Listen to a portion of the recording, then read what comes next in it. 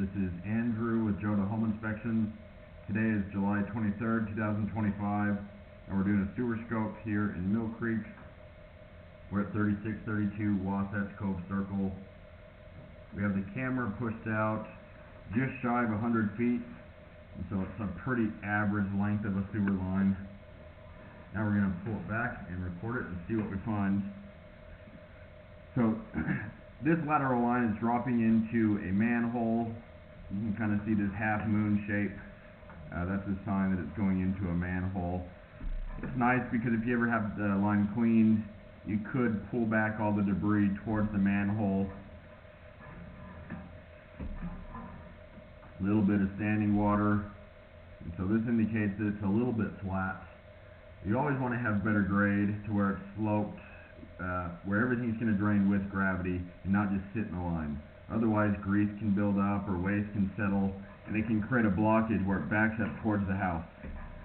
That one's not incredibly long, enough to cover my camera head for just a second, but not incredibly deep, and so not as concerning as some others, but they still can be problematic.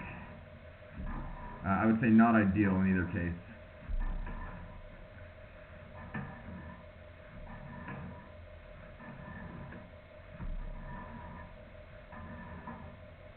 This is plastic, which is good. The other thing I'll say about the standing water is that the only way to fix bad grade is to dig it up and reslope it. Starting to go underwater just for a second on that one turn. Again, not incredibly long. Looks like a cast iron clean out there. Looks like pretty typical cast.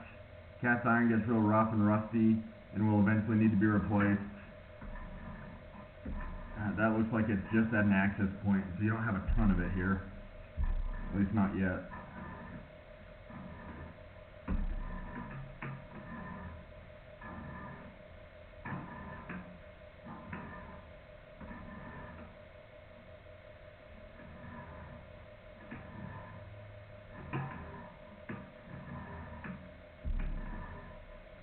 This house is unique in that you have a sewage ejector pump, and so everything downstairs is going to a pit, and then it gets ground up and lifted into the sewer lateral to where it can go out with gravity.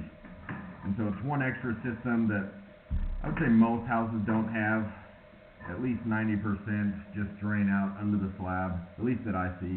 And I'm not wrong, but you have one extra system that needs to be maintained and replaced in the future. Starting to go underwater at 16 feet. Enough that it covers my camera head, and then we come out of it. That last section is PVC. So I scoped this line a couple months ago, and that last section that we saw that was PVC, that kind of green pipe, it looks like that is newer. And when I was here before, that was cast iron. There was a real significant offset. And so it's nice that they replaced that with plastic. You still have a little standing water further out, but the offset was definitely the more concerning part when I was here last time. Now it looks much better, but you still have some standing water. And I'll call those bellies or flat spots. And flat spots can be kind of unpredictable. It's hard to know whether it would cause an issue for the next owner when it might not have caused one for the previous one. It's always a good indication if the previous owners weren't having issues, but it can depend a lot on how much water is getting put down the line, what's getting put down the line, if there's a lot of grease or just soap scum. Wet wipes can cause issues, feminine hygiene products, and so although these bellies are not incredibly deep or long, there are a couple of them, and they could be a concern. I would recommend the insurance on this line so that if or when it does back up, I'll say if, not when, but if it were to back up, they would help offset that cost. And you can get that through HomeServe. That's a real common one. You can also get it through your homeowner's insurance. HomeServe, at least currently, doesn't have a deductible, and they cover up to $10,000. They'll also come and unclog the line if it does back up. So I would consider getting that since you do have a couple bellies. I'm going to end this recording now.